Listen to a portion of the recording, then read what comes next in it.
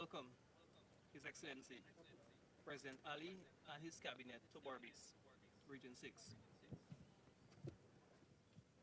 for its cabinet outreach has won for his cabinet outreach having won the 2025 election.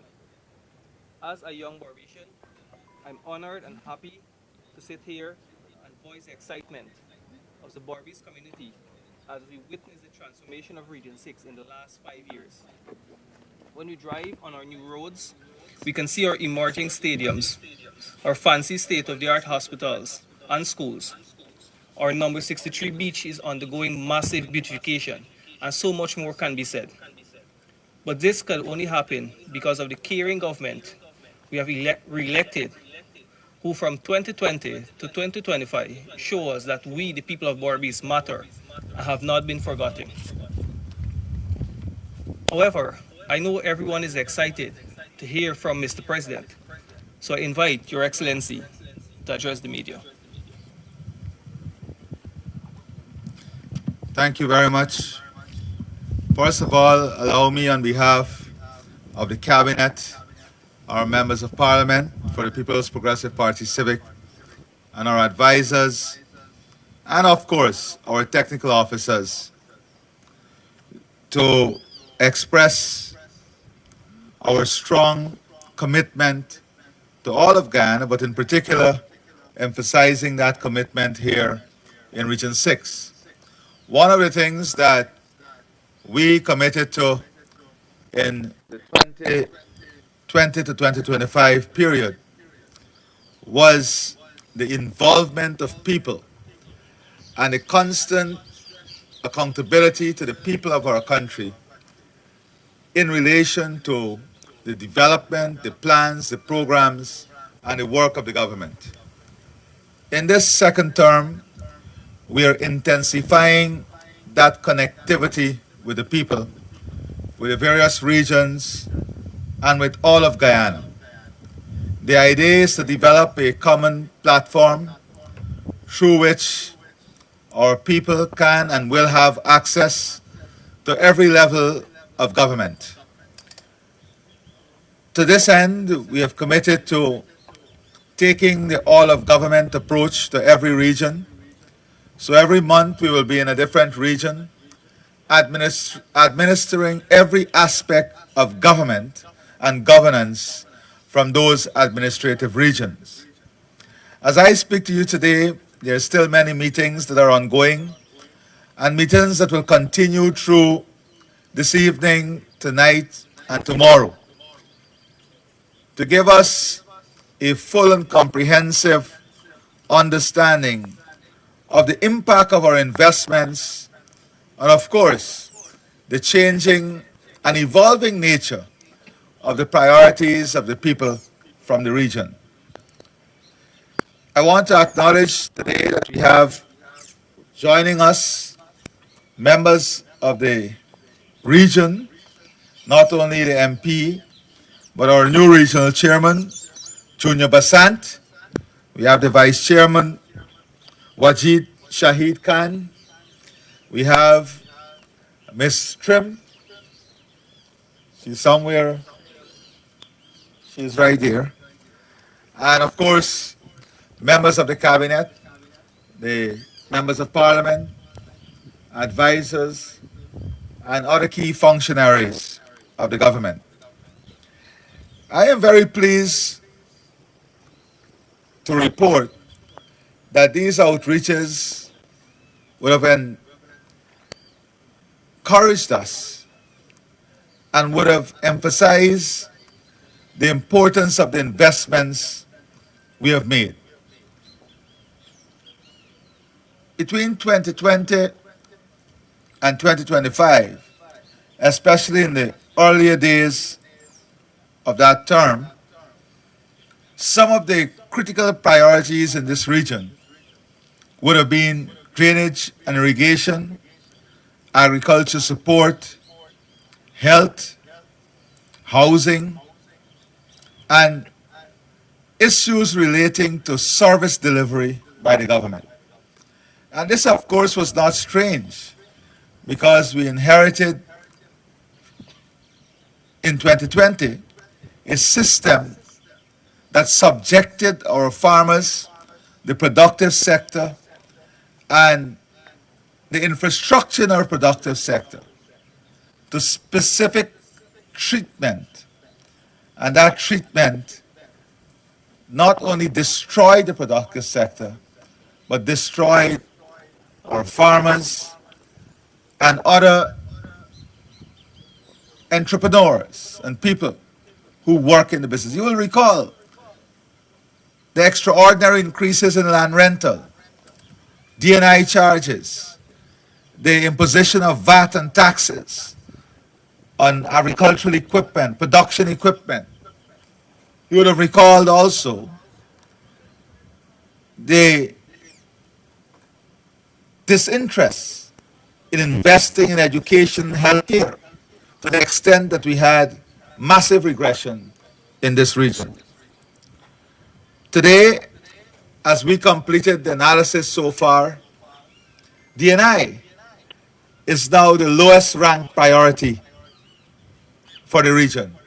And that is not to say there is still not a lot of work to be done, but that is to say that people are experiencing the results of the investments that we have made.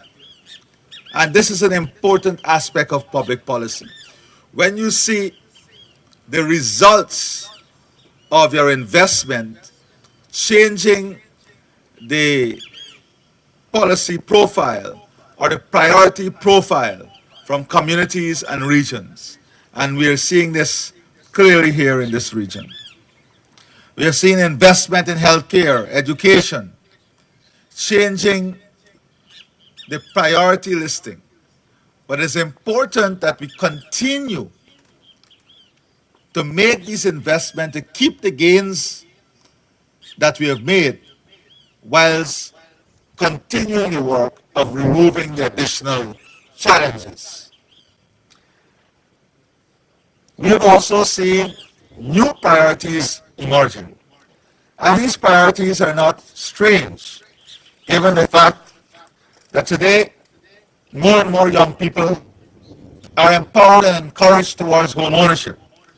We see the number one priority now, so far from the analysis in the region, being housing, followed by lands and survey land issues, followed by the desire to own small businesses, local government and public works issues, human services, and public service generally, education, health, and denied services.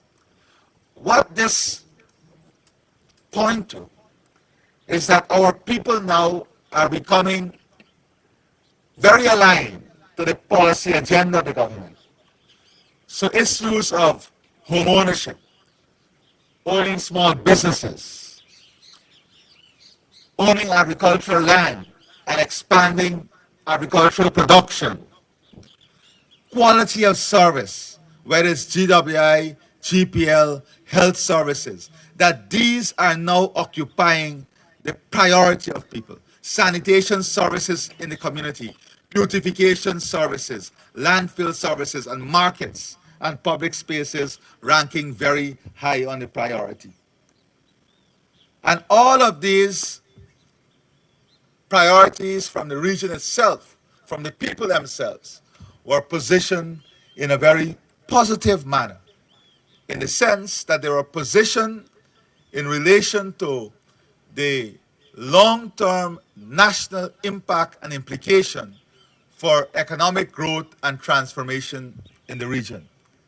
This region is going to undergo massive infrastructure, economic, and investment transformation, not only from the gas, but in terms of tourism, in terms of modern infrastructure, healthcare, education, private investment, the new Demerara River Bridge, the Quarantine River Bridge, the connection with Oriala and Siparuta by land, the investment in education, healthcare, landfill sites, markets, the building out of waterfront facilities. All of this we have been talking about.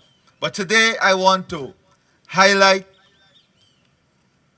for the people in Region 6 the priorities that we have examined last night and to outline to them some of the strategies that we will be engaging as a government in dealing with those priorities. Because last night, after we completed the first phase of meetings and consultations, and during the course of this morning, we were able to, from a policy perspective, with a wider group that I spoke of, look at these challenges in the context of our manifesto, and quite impressively, our manifesto is aligned identically with the priorities of the people. And that is because the manifesto was developed bottom up with the involvement of the people, with consultation and building a team approach to what we want to accomplish as a government and as a people. So today, I want to press to know that we are focusing heavily on Region 6 today. And I want to look at some of the key areas and what we want to achieve. First of all, in support of our government's ambitious national digitization agenda and the mandate to deliver faster, more accessible public service, we have decided that in this region, we will build out three what we call government services hub, an integrated services hub, which will include all the services for immigration, for GRA, licensing, and importantly, connecting the NDCs with these hubs, with the regions with these hubs, and then integrating into the national hub so that each of these facilities will have a help desk, and that desk will allow citizens to connect directly with every layer of government, because we are moving into a people center, citizens center approach to development, a citizens center approach to problem solving. No issue must be allowed to escape the loop of government. So we're closing that loop in a very comprehensive and integrated way. The key services, as I said, we want to target include immigration, passport services, new passport applications, renewals of license that GRA offers, online appointment bookings, registration of births, deaths, and marriage certificates, as well as change of names, electronic ID, applications and issuance, and all transaction that relates to a government agency. These integrated platforms are going to support those services. Now, I've already said to you what some of the key areas are. And I want to give the people of Region 6 an understanding, because we believe that we must be accountable and we must not shy away from the data and information that is available to us and must be available to the people.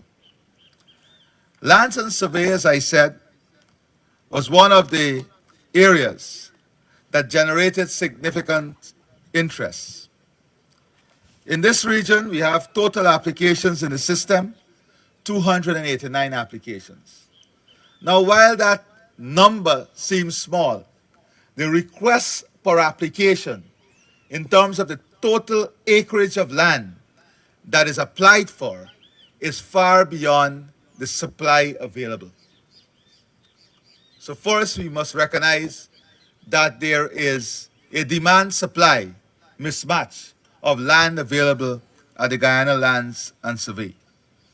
Of the 289 applications in the system, 89 applications are at the head office, that is in Georgetown, and 200 files are at New Amsterdam, Skeldon, and Blackbush Polder, awaiting further documents, or many of them are very old. Now, what is the available acreage in this region, available to Guyana lands and survey in this region, because it's important for us to know this. We have 1,000 acre available at U Matriate. We have 1,000 acres surveyed there. We have 5,000 acres at Mara, which needs 4 miles of road extension to allow access to these lands. We have 20,000 acres available for cattle pasture, surveyed into 100 acres plot. We have 3,000 acres at the back of Manarabisi. We have 15,000 acres along the Quarantine River between El Dorado and Oriala boundary. That is what is available. The new acreage that we are pursuing total 24,000 acres. So these are the lands that are available and that we are pursuing at the moment. Outside of this, we have a number of areas to be regularized. Liverpool, we have 52 plots where regularization would have been completed. Manchester, second depth, we have 59 plots completed. Then we have number 50 village, Leeds. The work there completed and it's now before the land court, right, AG? Yes, sir. And it's now before the land court. Now for the forest registration. Now, what are the steps we're going to take to further expedite our work to regularize all areas and to have the ownership of land by title or deed completed? The first is that we recognize the burdensome load that is before the Guyana Lands and Survey Commission. We're therefore going to expand the capacity of the Guyana Lands and Survey Commission with a special project team that will look at all outstanding applications here for Region 6. Secondly, 70 families at number 46 village who have been living on lands for generations dating back to over 100 years will get titles for those lands before June 2026. Over 25 of these will be ready by the end of January 2026, and the rest completed before June. The state purchased the land from private persons and distributed to those who have been in occupation, and therefore the occupants now get clean title. It's important, exactly, as AG is reminding, that the state has borne and will continue to bear all of the costs related to these transactions. The legal fees, the surveying fees, the filing fees, and the acquisition. And I think this is not only commendable, but this must be the first country in which the state is acting in this manner in the interests of our people. The third issue, which is a very difficult issue in this region, and we must admit this, is that there are dozens of co-op societies that have become defunct. They own or have in their possession hundreds of acres of lands that persons have been occupying without leases. We have to take steps now to vest these leases in the occupants' names. But that comes not without challenge. The AG will tell you that almost on a weekly basis, there is a legal filing. There are controversies. There are challenges to land ownership. And one of the effect of those challenges is that it delay this block surveys and the registration of those block surveys. So two conflict in an entire block can hold up the entire block, the leases or titles for that entire block. So we are going to take steps now to address this issue. In this regard, we now would set up a special team to conduct occupational survey with the inclusion of communities themselves and grant leases from the master lease. This will bring the leases in line with lawful land occupation. Cabinet will appoint a subcommittee to treat specifically with other land issues across the region with a view of regularizing occupation. This subcommittee will be working on the ground to receive reports on all challenges and issues that will help us to make informed decisions. We have received many complaints, and we are very concerned about these complaints, that the legal aid services in Region 6 is not functioning as effectively and efficiently as we would like it to function. It's important to note that legal aid allows citizens equity to justice and equity to representation. We're therefore going to work on a specific program to expand legal aid throughout this region and put in place a supervision, a level of supervision by the government that would allow us to track and be on top of these issues in relation to legal aid. The residents of Oriala and Separuta would have raised the need for a magistrate court as they have to travel all the way to Skeldon to have their matters addressed. So we're going to utilize technology and with the aid of the containerized offices, establish a footprint for the people in Separuto and Oriala to have access from one of those communities to the magistrate court. The second issue, or the second priority, is that of housing. Between 2025 and 2030, to meet the demand, the current demand, not the additional demand that will come, it will require an investment of more than $50 billion in this region. The number of applications we have in the system is close to 8,500. From January to October 2025 alone, we had brought this down significantly. But Colin will tell you that between January to October 2025 alone, we have received 3,124 new applications.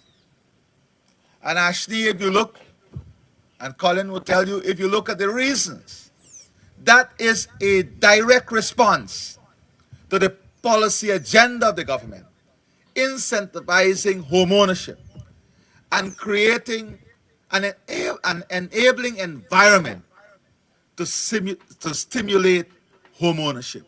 And that is a result of specific policy interventions. As I speak to you today, the available lots under infrastructure upgrade will be 4,600. Molson Creek, 1,200. Palmyra, 1,300. Glasgow, 2,300. So that when you look at the current demand, And what we have in the system, there is a deficit of 3,249, of which we still have to find land for. Therefore, the Central Housing and Planning Authority will be looking towards the acquisition of land in new areas. Springlands, number 77, Hawkstye, and looking at opportunities to further expand Mollison Creek area. We have also been receiving a lot of commercial business proposals, and over the next 3 weeks, the ministry will be examining those proposals so that we can make the necessary allocations. In terms of informal settlements, we will be regularizing 25 such settlements, which will result in the regularization of almost 2,000 house lots. These areas include Nick, Belvedere, and Hampshire.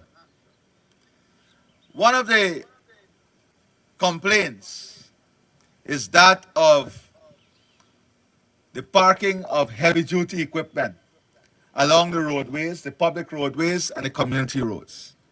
And that is because of the pace of development in the region. We are therefore in the process of completing 230 acres development. Right, Colin? Huh? 230 acres. 230 acres development in Palmyra and number 76 village, where we will have public spaces for lease so that these equipment can be off of the road, leading to safety, road safety, and also removing the encumbrance it causes on the roadways. This brings me to the Ministry of Home Affairs. Some of the key areas that we're going to address from the Ministry of Home Affairs include community policing and public security. We're going to expand the Smart Country project in a more aggressive way here in this region, deploying more CCTV cameras to cover the entire region, the establishment of a CPG desk at every police station. We're going to resuscitate the 25 inactive CPG groups and establish an additional 10. We're going to establish child, family, and GBV space at every police station. And we're going to look at integrating our social workers that the Ministry of Human Services would have trained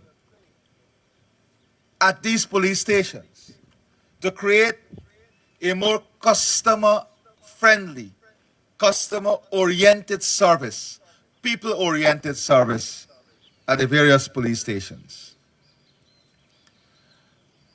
Now, because of the massive housing development, one of the needs now is to have these small police units, more agile and flexible units in the communities with great depth. So we're going to invest in about 50 of those units across this region, making policing and police more community-centered, people-centered, and community-oriented, and bringing a greater sense of presence in every single community. The Guyana Fire Service. Immediately, we will be establishing 4 new fire stations to shorten the emergency response time. You'll recall that We have invested in firefighting units for every NDC in the municipality, but those units now must be backed by fire hydrants and available water storage and capacity areas within every community. So the priority in the next 6 months will not only be on expanding our infrastructure, but putting in place these fire hydrants in every community, especially our urban and suburban areas. Road safety is also a key area, and you will see a massive education program, road marking program, road signage program rolled out in Region 6 in the coming weeks. You'll also see that the expansion of the new 4-lane road would have specific road safety mechanisms in place to make our roadways safer. Now, the Ministry of Local Government, as you will be aware, would have commenced work across the country dealing with landfill sites, markets, beautification, citizenry inclusion and involvement in development, and the improvement in the governance and service delivery at the NDC level. And we are going to pursue these initial areas vigorously. The government in this region, in our discussions last night, would have committed to the rehabilitating of market facilities across this region. And let me say that in this region, we have about 16 markets. Priya? Huh? How much in this region we are targeting? 7 markets. In this region we'll be targeting. In the entire country is 28 permanent markets. And the initial work in these markets will include ensuring they have proper stalls, proper flooring and drainage facility, proper roofing, ventilation, ceilings, sanitation, waste disposal facilities, receptacles for vendors and consumers, predictability in the clearing of bins, the clearing of garbage, adequate lighting and available water and other utilities, safety features, including fire safety and prevention measures, security, and importantly, market management committees that work in the interest of the vendors and consumers of the market. We have had cause today to read the Riot Act on the management of the Skeldon market, because of the administrative burden they have implemented without any consultation with the ministry or the region, making it difficult for the vendors and the consumers.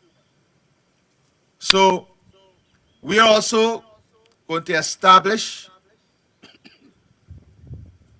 a national committee that will be integrated with all of these local market committees to ensure the infrastructure, the functionality, the investment, and the market themselves are part and represent part of the transformation and the positive imaging of the region and the communities that we want to portray.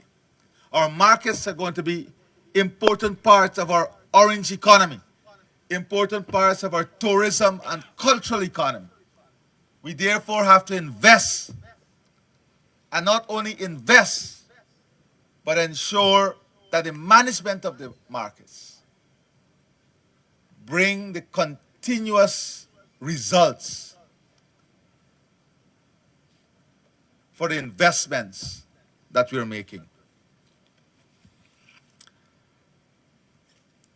Secondly, our landfill sites. In Region 6, we're committed to making sure our waste is disposed of in a predictable, safe, environmentally approved, and acceptable manner. To this end, we are constructing or rehabilitating landfill sites in 2 areas in the region. But we are also looking for new areas, because in landfill sites, we also have to deal with medical waste. So, in the 2026 budget, you will see specific allocation dealing with landfill sites. Roads and access to these sites are already receiving our attention.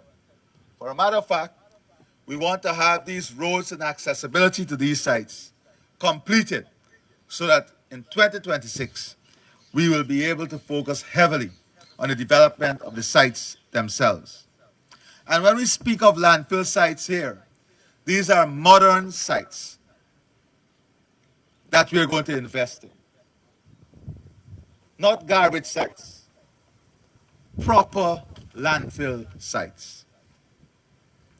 Already we're investing in garbage compactors, trucks, and bins for every NDCs, all of the NDCs.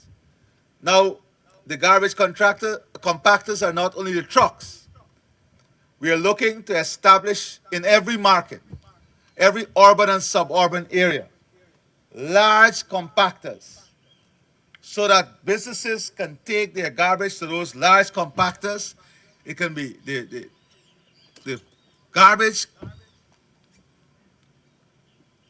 can be processed, making it easier for the picking up and disposal of those garbage.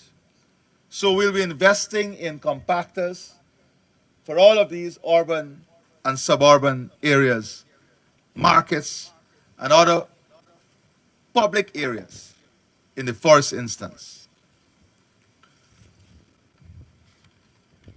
We will also be building out our suburban areas. We have said that quality of life is important. Families, women, children, the elderly must have safe areas that they can go for wellness, for recreation, for health reasons, and our communities must have good access to recreational facility. With the office of the First Lady, we are going to be working on 4 additional sites. On 18 other villages to the 4 sites that we have now.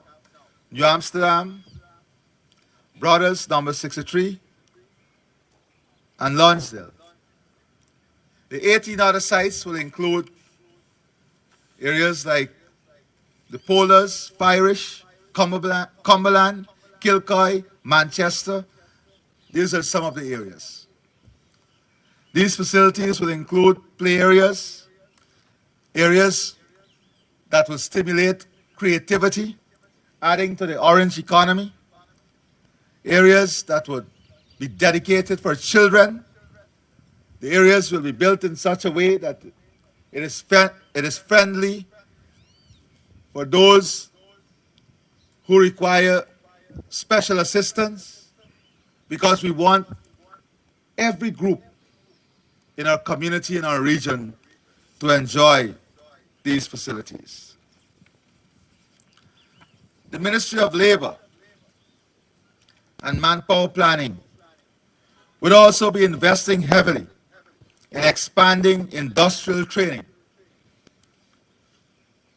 In this region right now, we have massive demand, and with the type of development that will be coming in the next 5 years, we'll have massive demand for operators, tech, technical service employees, and persons who would need technical skills and certification to function in the new economy that we're building here in Region 6. So the Ministry of Labor will be launching an aggressive expansion of their industrial training programs in the region, labor services, recruitment through our Skills Connect, Job Bank, and Central Recruitment Agency will be intensified in the region so that we can know the skill gap that exists. And you know, in this region, you already have the most modern technical training center in this hemisphere. And you'll have one of the most modern hospitality training institute in this hemisphere very soon also. Health continues to be an important area for investment. We're looking to complete the New Amsterdam Hospital, that will be a level 5, that is the highest level hospital. The completion of the state-of-art nursing school, multi-purpose training facility, that's an investment of $1.2 billion. And we want all our young people who want to be nurses to register on the program and to get trained right here in your region. We're going to complete the dormitory for the nursing school, which is an investment of another $500 million. The completion of the regional distribution center, the drug distribution center, that will bring greater efficiency in the supply and delivery of drugs at the community level and at the household level. We want a seamless integration. Supply chain management, investment in supply chain that would allow us to have direct connection with patients to ensure that the service that they're getting, and at every one of these new facilities, the new hospitals, we're going to put a customer service desk where patients can report to if they experience bad service. And that report goes up into the system and would influence the payment of gratuity, it would influence promotion, and it would influence the way in which disciplinary measures will be applied in the public service. So those customer service desks will be integrated in the service delivery platform of the government. We are also very concerned from a health perspective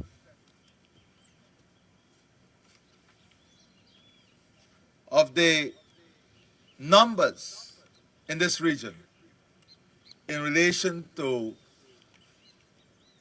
diabetes and also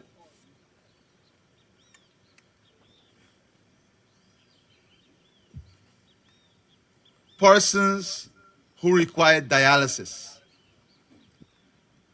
And the Ministry of Health will be expanding its dialysis facilities at the various hospitals and clinics.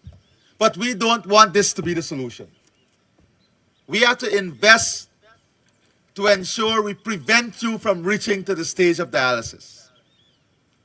And the Ministry of Health will be rolling out specific measures to deal with this issue at the grassroots level here in this region. The Ministry of Education. We're expected to launch the Guyana Digital School, which will give 24/7 access to education, leading to improved CSEC performance, greater equity. So far in this region, we have close to 1,000 persons enrolled on the Guyana Digital School. We're targeting to take this enrollment to at least 5,000 before the launch of the school in early December. We have the Education Management Information System that will allow real-time data for better decision making, including attendance, performance of teachers, teacher information, and school operations. We have already started to invest in reducing the administrative workload on head teachers in the schools and on teachers so they can focus more of their time on teaching and not be burdened with the administrative requirements of the job. We're going to invest in improved monitoring. 40% of schools are already using the system, and we hope that before the end of the first half of next year, that we'll have 100% of schools utilizing the system. We're also going to launch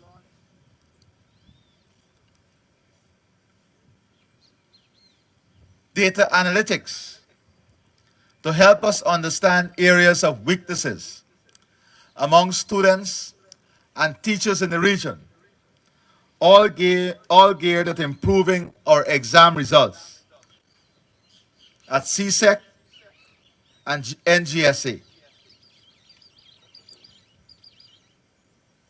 One of the issues raised on the ground is that of student transfer. Apparently, we have a lot of challenges with student transfer.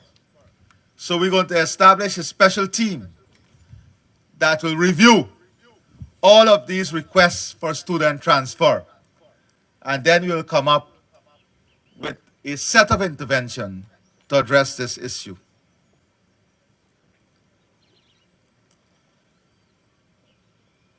We're going to launch the teachers' online service for faster processing of their leave, retirement benefits, travel permission. We want to create a more efficient system so that our teachers are not only able to access services in a more efficient way, but they're able to spend more of their time in the classroom. We're going to launch an anti-bullying app that would focus on improved school safety, better tracking of bullying trends, and better reporting and intervention systems.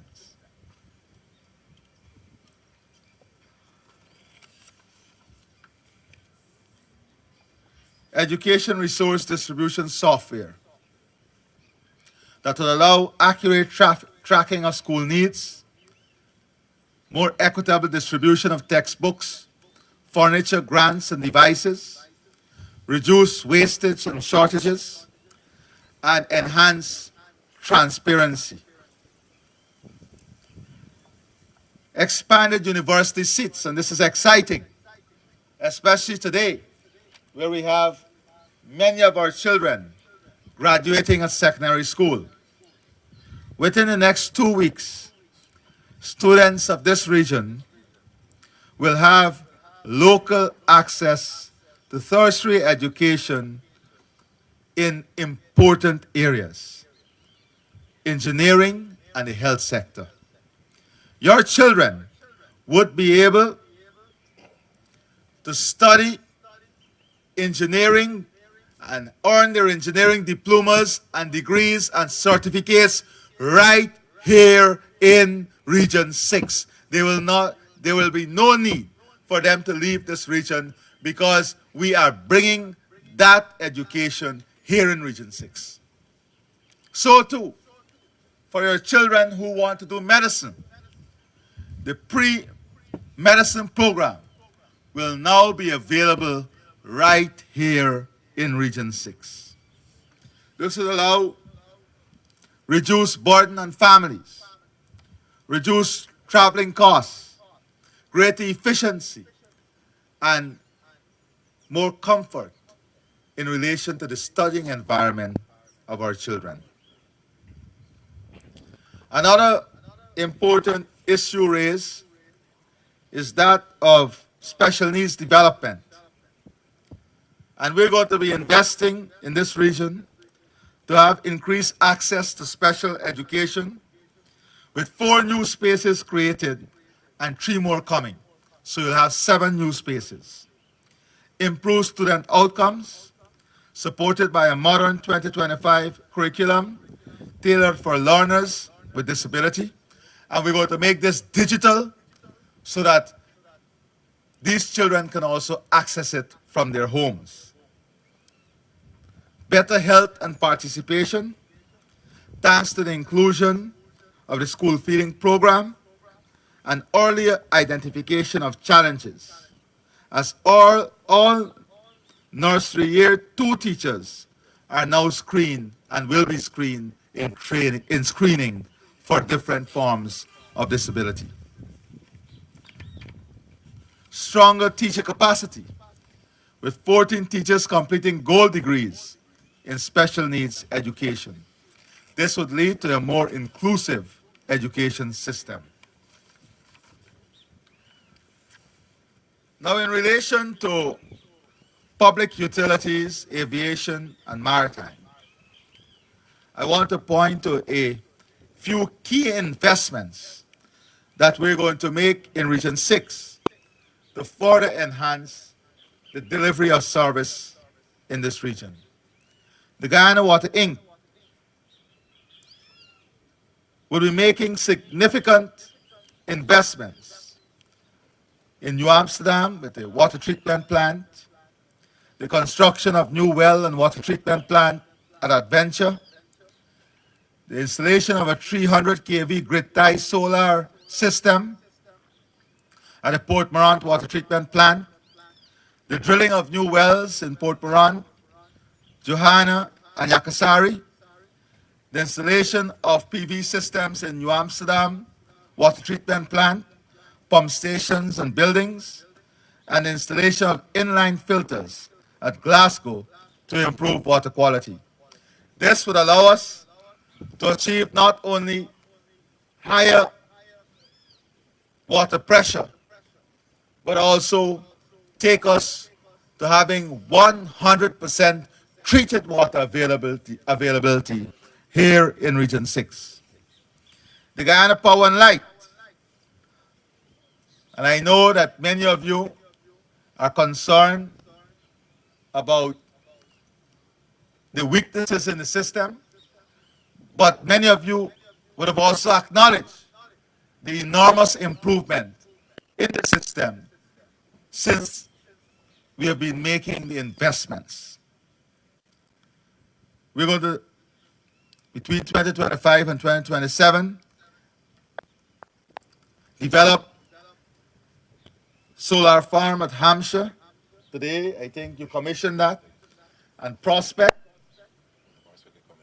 which will be commissioned, Prime Minister, very soon. 108 km of 330 kV and 69 kV transmission lines will be installed.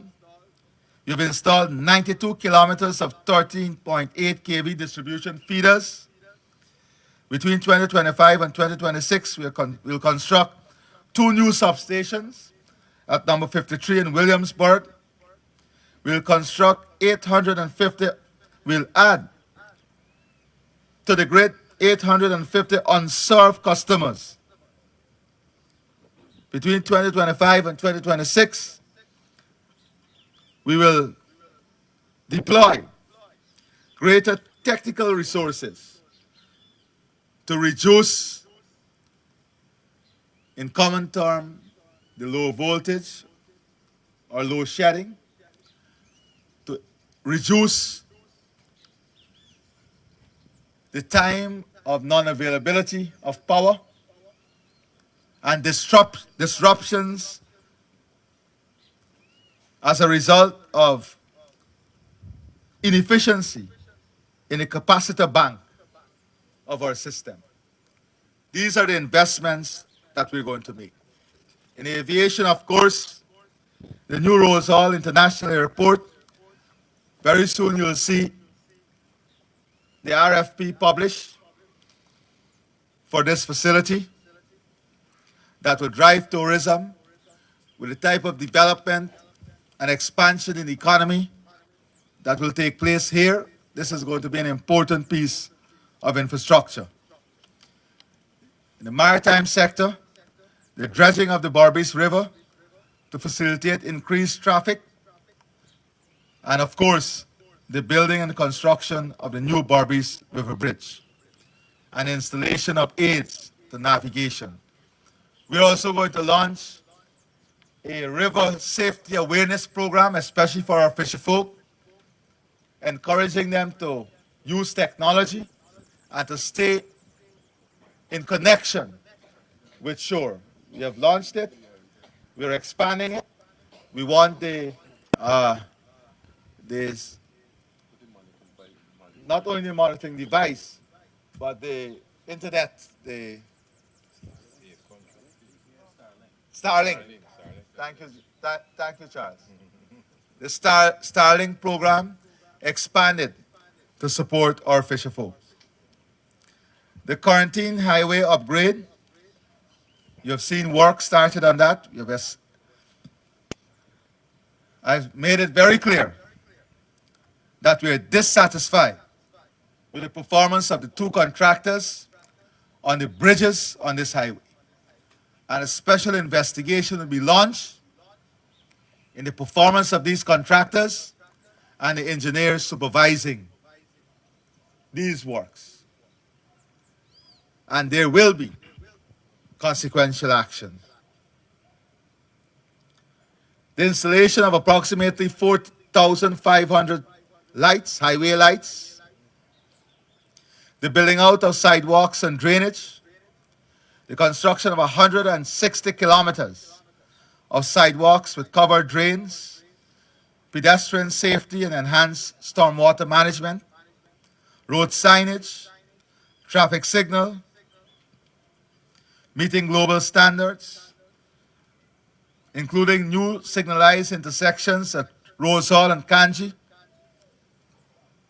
management of strays on our roadways, the safety of our animal, and the building out of facilities to support the safety of our animals, the expansion of the roadways, the 4-lane highway to improve traffic flow and reduce congestion.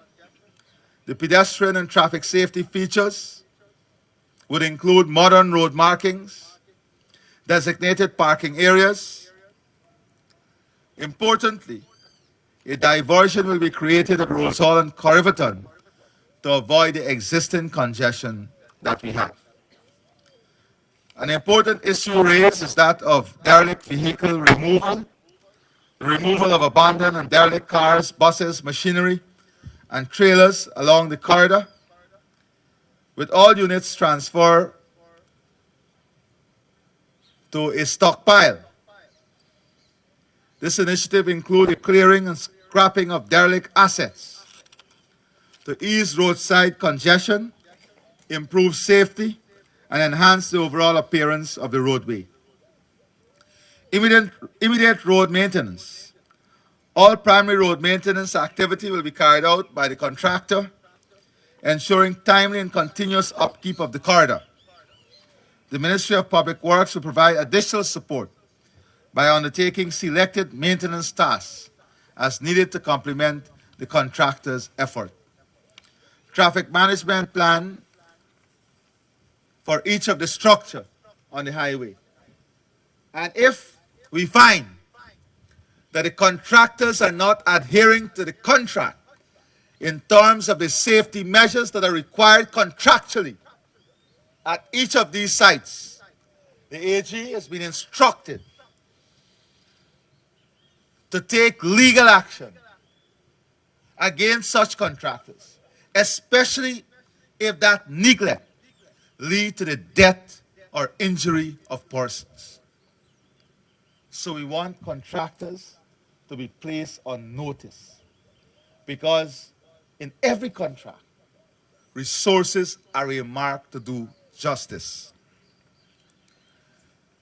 The Ministry of Public Works will be launching an education program on accident prevention measures at these sites. A detailed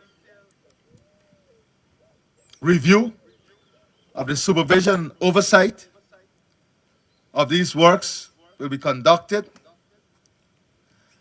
and the contractors in the ministry will be working immediately on the installation of temporary lighting at these sites to add to road safety measures. Sea defenses, mangrove depletion and coastal protection measures. We have noted the significant depletion of mangrove at very vulnerable areas. We're therefore going to, with the use of technology, have an active monitoring of mangrove depletion so that we can understand the vulnerability that this erosion would put communities, the level of risk it would put communities at. We are going to be constructing 3 kilometers of riprap reinforcement in critical areas across Region 6. Some of this will commence before the end of this year. We'll be looking at strengthening sea defense structures to reduce wave impact along critical sections of the coastline.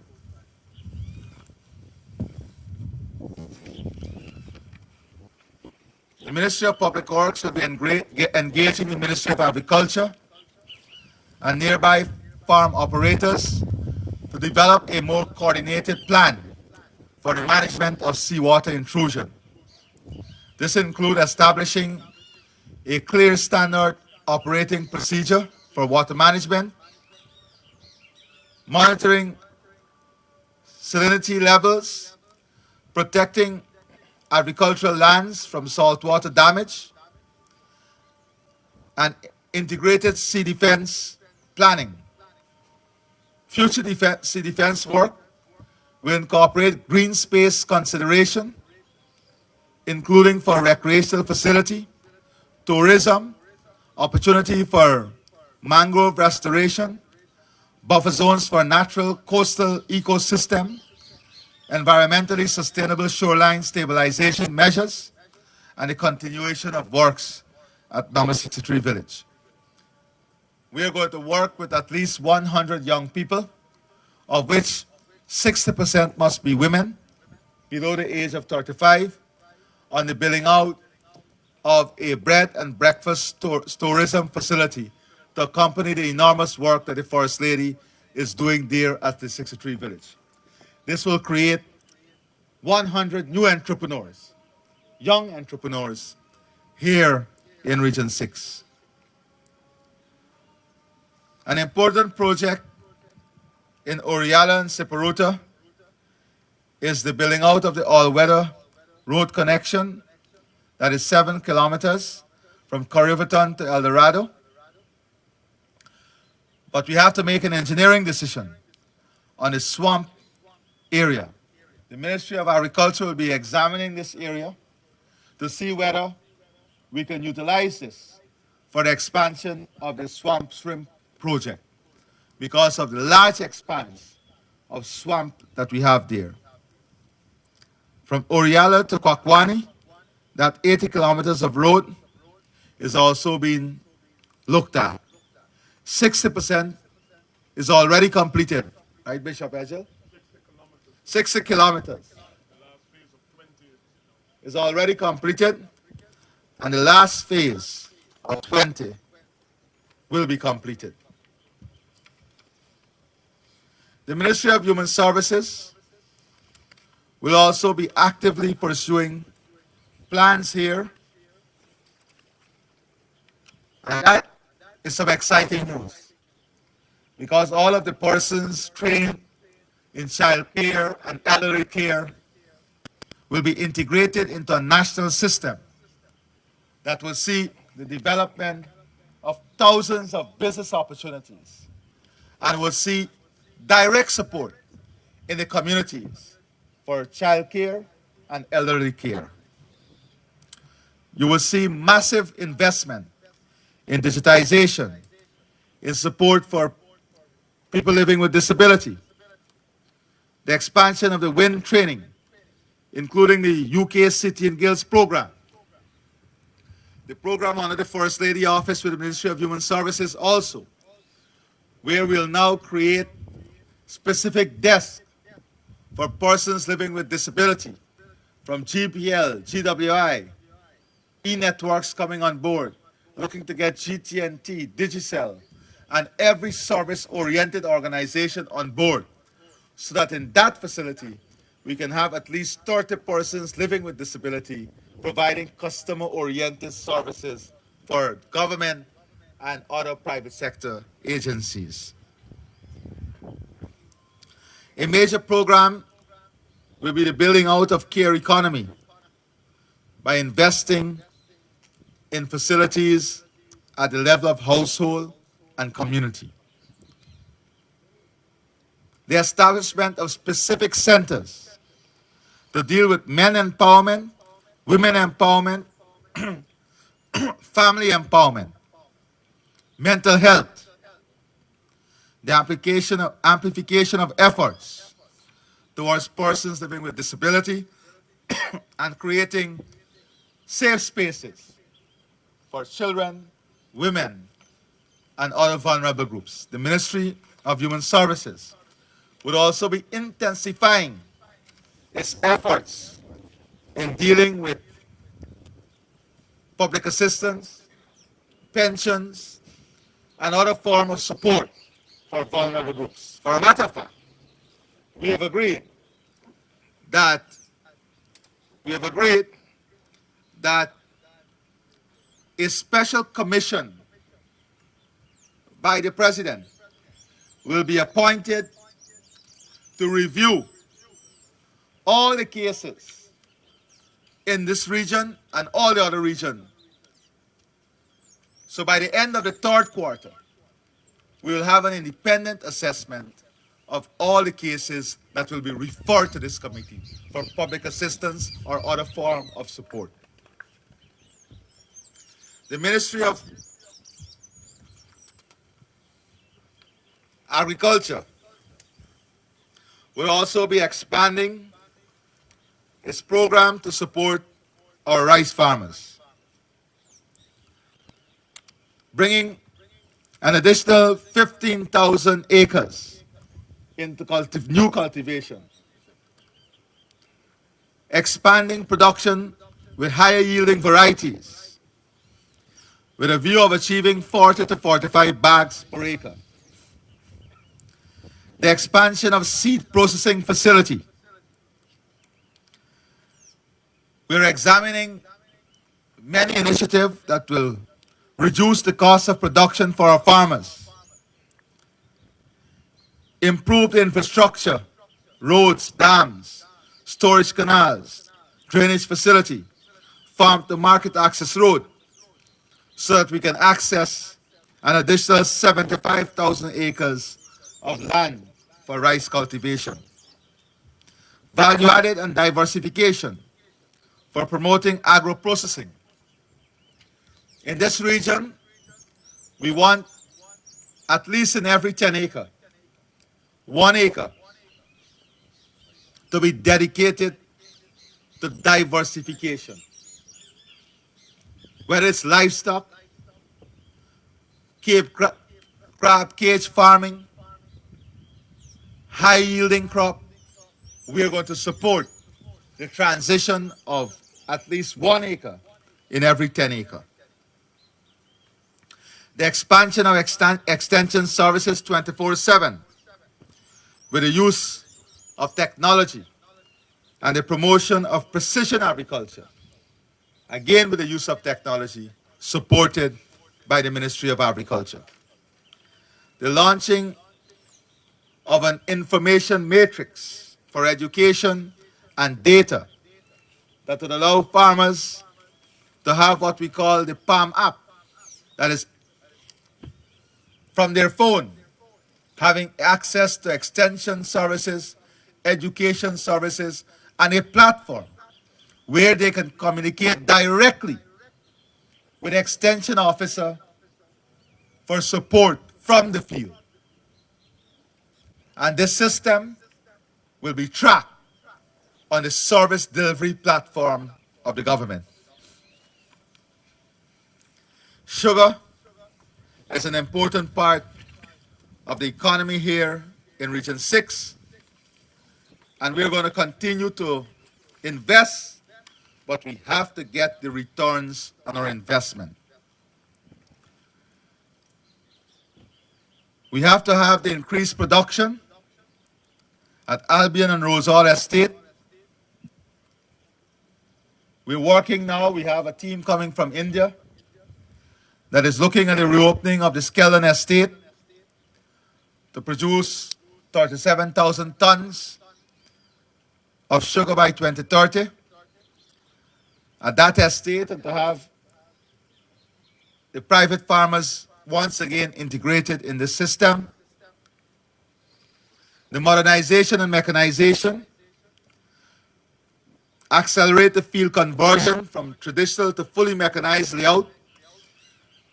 We are looking at 100% field mechanization by 2030, and the deployment of multi-spectral imaging drones to improve crop monitoring.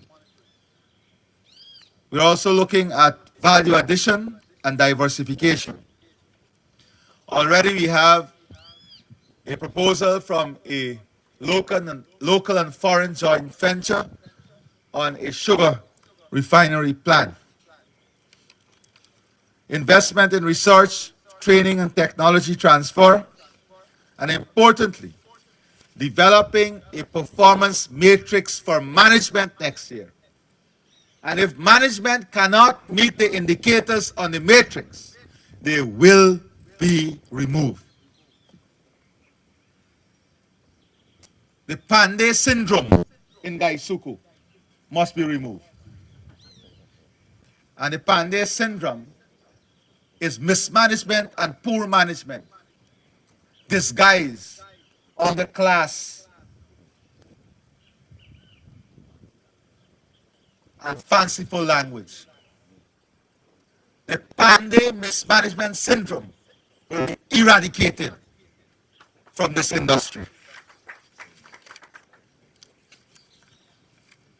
The National Drainage and Irrigation Agency must be commended for the work that they have done in this region. And I want to applaud the work. However, there is still a lot of work to be done. The completion of the Hope-like canals will develop drainage and irrigation services for additional 15,000 acres. Farmlands between Manarabisi will be severely improved. Additionally, the Hope-like Canal will provide flood protection for 55,000 acres of farming and residential use. This project, as you know, involved the construction of 42.2 kilometers of flood embankment and 102 kilometers of internal drains, high-level channel at 30.793 kilometers at Liverpool, Lancaster, and 5274 Village. It includes 2 high-level sluices at these locations and an additional pump station and sluice will be installed at 4546 Village with a contractual cost and investment of more than $7 billion to date. The construction of 18 kilometers access road, the development of agricultural lands at Mollison Jackson Creek, region number 6, the construction of pump station at Blackbush Polar to irrigate Blackbush Polar frontlands, East Berbice Quarantine, and the operation and maintenance of DNI system across the region. We are also going to continue with the maintenance of all of the system to ensure that we don't regress on the gains that we've already made. The beautification of Region 6, the modernization of existing parks in New Amsterdam, Corriverton, Lonsdale, Brothers, with improved drainage, lighting, landscaping, safety, and public amenities. The completion of major ongoing projects at number 63 Village. The creation of a network of new community parks. Establish a chain of 25 new community parks across Region 6 over the medium term. The beautification through flower gardens and green spaces. Convert open spaces across the region into flowering gardens and landscaping public spaces.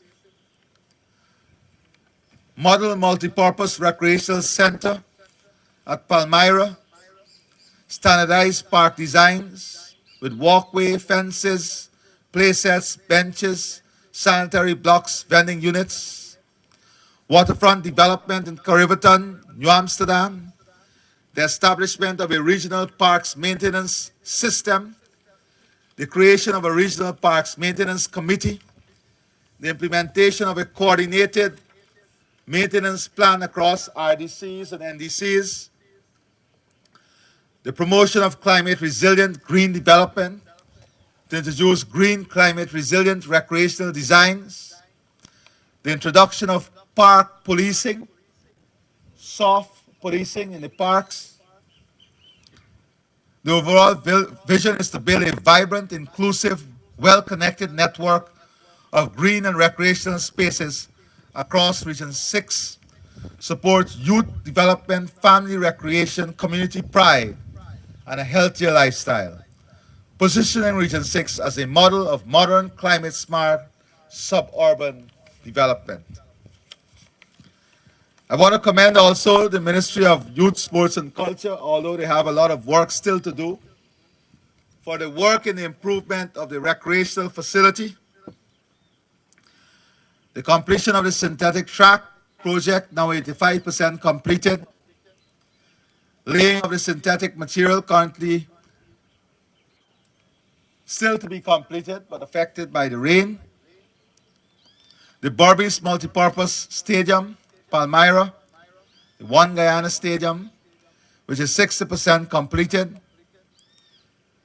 the construction of boxing facility at Angais Avenue, the ground enhancement projects, the upgrade of 75 grounds, 11 ongoing, 65 completed, but the building out of a comprehensive maintenance program across the region. Floodlights installed or in the process of being installed at 26 grounds. 70% of this completed.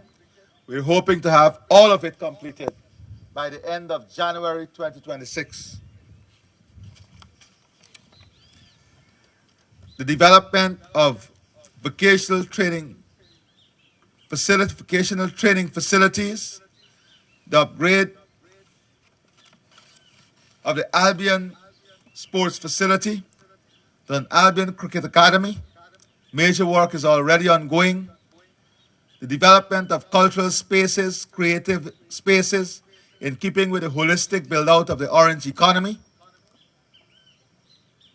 Dance and recording studios across the region, and the building out of sports and recreational facility across every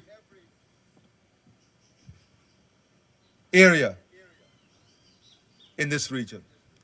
You will see a massive push forward by this ministry in the building out of the orange economy in the coming weeks and months.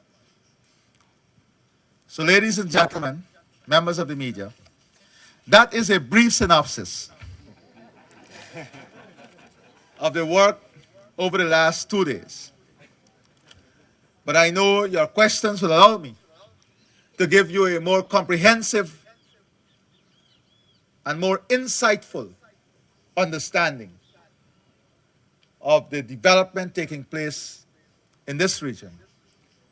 And if your questions so provoke a more intense understanding of the development, the team is ready and able here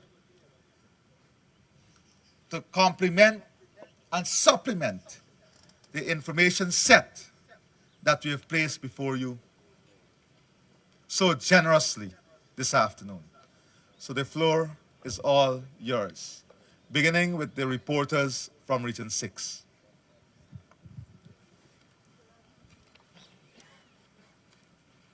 Thanks, Mr. President. Good afternoon. Andrew Carmichael from the Guyana Times Evening News. Just clarity, when you were speaking about the lands and survey, and I think 286 lands, the first applications, you mentioned 500 from Mara. Just before that, you said there are 1,000, and what you said, the name of the place was not very clear. I don't know if you can check it, please. No, Maritrait area. That's 500. Yes. But there were those are 1,000 somewhere areas. else. Those are areas that we have the available lands now. And we're going to give you the details if you want. But the 1,000, the 1,000, what was the name of that place? You mentioned it just before Maro. No, New Maritrait. New Maritrait is 1,000 acres. The 5,000 acres is Mara, the Mara area. Right? Right, Zulfi? Next question. Since I have the mic, if I can continue. As long as you wish. Mr. President, The we have Region 6 reporters have the latitude today. the Berbice River Bridge being free. And since then, we have seen more persons traversing. Could you say, or maybe our Public Works Minister say, how much vehicles will be crossing the river, average, per month since August 1st? I've been trying to get that information. Bishop, I know we have the figures because they shared that figure with me recently. Bishop, you have that figure? We can get that figure for you easily. See if you can call and get that figure. But I can say it's a massive increase in traffic. And by the way, you will see the work, we are advancing the work on having the new Berbice River Bridge advanced. Good afternoon, Mr. President. Sherman Walker, Kaiju News. I know I speak on behalf of a lot of Barbicians, but I know the drivers will not agree with me. But since the bridge fees would have been reduced, these drivers are refusing to drop the rates. It's still $25,000 per head. 2,500, sorry. 2,500 per head, and these drivers are saying the vehicle parts and all of that. Is there any plan by the government to engage the drivers to at least reduce since the bridge is fee? I think you are fully well aware that the Minister of Public Works and other ministers have been engaging the drivers, taxi drivers, minibus drivers on this issue of fare increases. We live in an open economy, but an economy that must have a social conscience. And we are saving Barbicians billions of dollars in an annualized way with that free river bridge crossing. I'm happy that you've raised this matter, and as you rightfully position, we've removed all the taxes on fuel. We have done a survey basically, and when you look at spare parts and increases in spare part, there has been no exponential increase in spare parts. And our investment in our roadways is also reducing the wear and tear on vehicles. So that also contributes to a reduced cost of operation. Remember, I told you our question will allow me to expand on some of these things. So when you look at the building out of roads, people only see the roads. They don't see the reduced costs and wear and tear, the improvement in road safety, the reduced transportation time, that reduce environmental impact. Because if you have reduced transportation time, you have reduced fuel consumption, which is reduced emissions. All right? Anyone else from Region 6? Yes, BBS from the Guyana Chronicle. Yes. I wanted to ask about Palmyra, the mall and the hotel that is slated. Any update on those and are other investors coming on board? Also, the airport, the airstrip in Rosal Kanji, if you can expand on that, the plans for that, and what does it mean for the people of Kanji who now has more life that the Rosal estate is operating. And this year we saw our first drag race in Region 6. And is there plan to expand on this? We're seeing a growing love for that sport. And so does the government have any plans to bring that to Region 6? Yeah, we have plans to build out an entire orange economy in this region, which includes sports, culture, tourism, food, the cultural market. So massive investment in that area. By the way, the increase in traffic on the Barbados Bridge is 33%. 33% increase in traffic. Okay? Now, outside of that, the new airport will in no way derail our plans on sugar. It will complement what we're doing at Sugar and Rosal. So I want to make that very clear. This is closely aligned with the type of industrial manufacturing, transport and logistics, tourism, agriculture, transformation that will take place in this region. And it will become an absolute necessity to support the economy that we are building out in this region. That is why that is so important. The Minister of Housing will tell you that we have been having an overwhelming interest in Palmyra from investors, international, regional, and national, of a national nature. And we're hoping that you will see some accelerated development in this area very soon.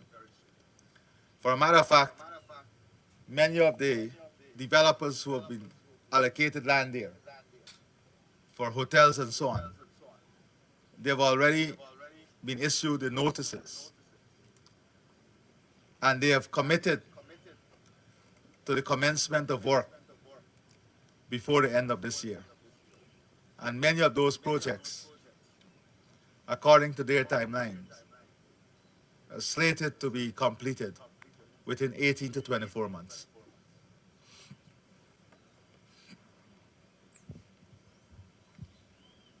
Anyone else? Excellency, good afternoon, everybody. Where are you from? I'm sorry, Sharon Ramnot, NCN. My Thank you. apologies. I just got caught up with your brief synopsis of almost an hour. So sorry, my apologies. Um, It's not for I, me. The viewers will not want to know you. They'll want to know apparently, who is under those dark glasses. you want me to take it out? No, no, not at all. Please. Apparently, your 2 day um, cabinet outreach was very successful because listening to your synopsis again, you would have already implemented policies to take care of all the issues, if any, affecting the region. My thing is, Mr. President, I don't know if you would have mentioned it before, but the Quarantine River Bridge is a critical link for the continuous development of the region. Is there any update on where the talks are between Suriname and Guyana on this bridge? Thank you very much, sir. So we are waiting on our Surinamese counterpart.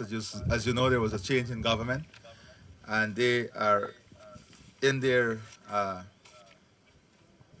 phase of uh, understanding the fullness of the project. And we have commenced discussions with them, and we are hoping that by the first quarter next year, we will be in a position to make a decision jointly and to move this project forward. But what I can say is that the new government would have also committed to us that this project is important for both countries and one they would also like to pursue. Good afternoon, everyone, Mr. President and Cabinet. In relation to the construction of the new Berbice River Bridge, I hear there are talks ongoing. As it regards to the location, has the government decided on that? And also in relation to the expansion of the Quarantine Highway, not the bridge. I know you spoke about that. How are works progressing? Your views on that, and how many contractors are working on that? Thank you. Right. So I believe that we have been able to finalize our work on the design, and work on the financing is already finalized. One section of the road, I think, work would have started, right, Ejel? Lot two. So you can see that, and I'm sure you saw it. Uh, the new Barbados River Bridge will have no impact in terms of the location because it will be in close proximity with the existing location.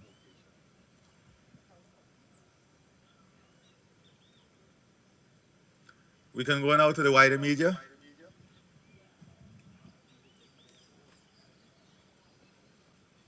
Suella, are you hearing us? So can we go to the wider media? Minister Kwame is going to coordinate this.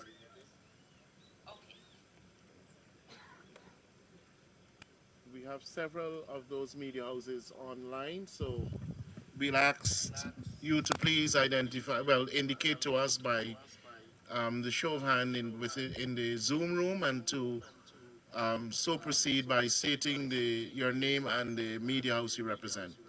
Who do we Yeah, start with? from Guyana Publication Inc. Yes, let's start with you. Yes, go ahead. Go ahead. Good afternoon, Mr. President. Good afternoon, members of the cabinet. This is Khadija Bakasar. Can you hear me? Who's it? This is Khadija Bakasar. Oh, Can you Khadija. hear me? Khadija. Go right ahead. Okay, thank you so much.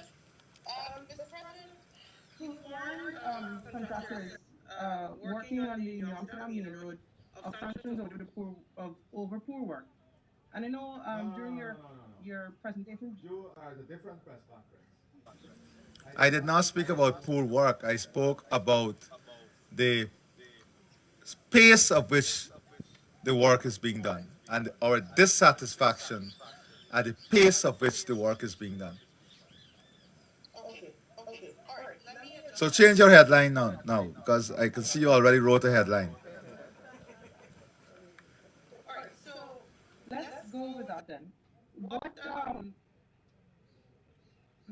Okay, let me just change my question. A special audit by the Auditor General has raised concerns about the way the NDIA has managed its assets in Region 6. What can you say will be done differently to address those concerns? Can you quote which section of the report are you reading from? So this was the special audit. No, no, I know. I understand that you're speaking generally about the report. I'm speaking specifically about the special audit that the Audit General did on NDIE when they were speaking about the record keeping. It was a section on record keeping. Yes. Okay. So as you know, a comprehensive response has been made to the report, and in that response, NDI would have already outlined the measures they've implemented, the procedures they've implemented, and all of the outstanding issues that were highlighted. NDI would have already responded and would have already implemented systems in keeping with the recommendations of the Auditor General. You're welcome. Next.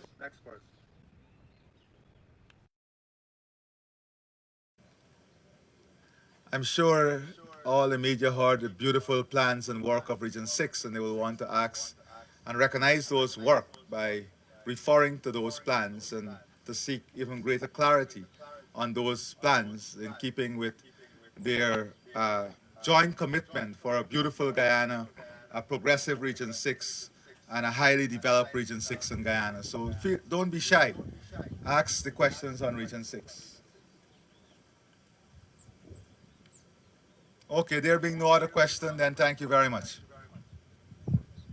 Are they on the from the Barbies media? Any questions? So please, we're giving you an opportunity. Is the media being shy today?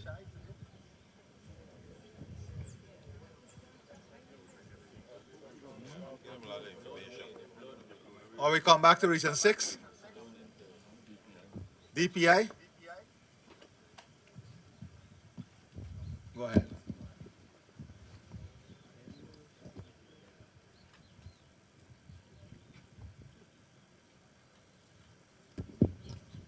Good afternoon, Mr. President and Cabinet members. Sir, you mentioned the development of service centers in Region 6, three of those.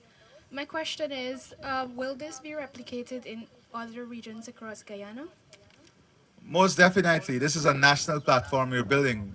Minister Zulfi Ali uh, has that responsibility of ensuring these centers are established, and he's working with a very tight time frame. So most definitely, this will be across the country. Just like the beautification program, just like the markets program, and the landfill sites, the recreational facility, the street lighting.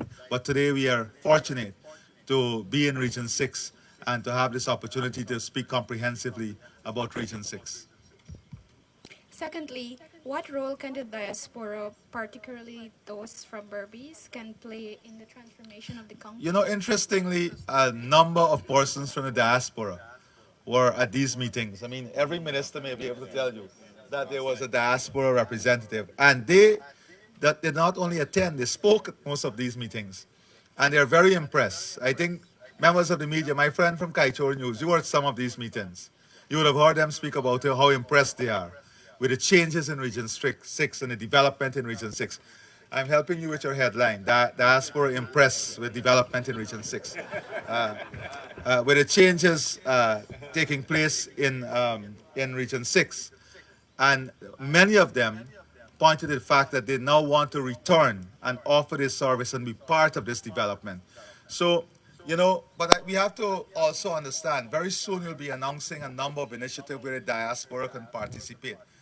But it is not, it is a system. You know, sometimes we believe that if you're in the diaspora, you're ahead of the line or behind the line or the center of the line. We have to understand that sometimes, you know, there's some uneven requests that someone may want to invest, but they want to see the president before they invest. You know, imagine if everybody in the U.S. wanted to see President Trump before they invested.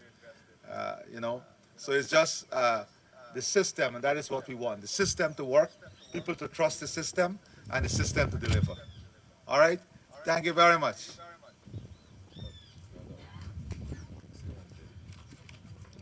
Mr. President, you spoke about special needs development for Region 6.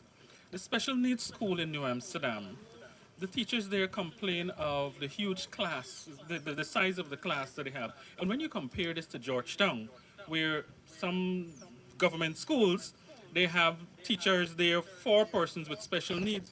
And the student, one teacher, one student, and you come to New Amsterdam and you have one teacher over 35 One students. teacher, one student, we have that. Well, there might only be one such student at the school, but Right. there's a teacher. Yeah, right. So you heard me speak about more teachers now being trained. And because we have expanded the training program, more training opportunities are now available for teachers. So the government role is to create that enabling environment, to create the opportunity. And that is what the government is doing, creating that enabling environment and creating the opportunities for these teachers to be trained. So we're going to pursue that so that that load, that workload can be reduced here because we want it to be an even platform across all regions. All right? Thank you very much. God bless all of you. And I wish all the technicians, the technical people, our cabinet members a safe journey back whenever they finish tomorrow, tonight, midnight, whenever. So God bless you guys and God bless this region. Let me say before I close, thank you to the people of Region 6 for your support, for the People's Progressive Party Civic, and for re-electing this government. You have our strongest commitment to continuing the development of this region. You have our love, you have our love, you have our support, and know that we are not a seasonal fruit. We are your blossom every day of your life.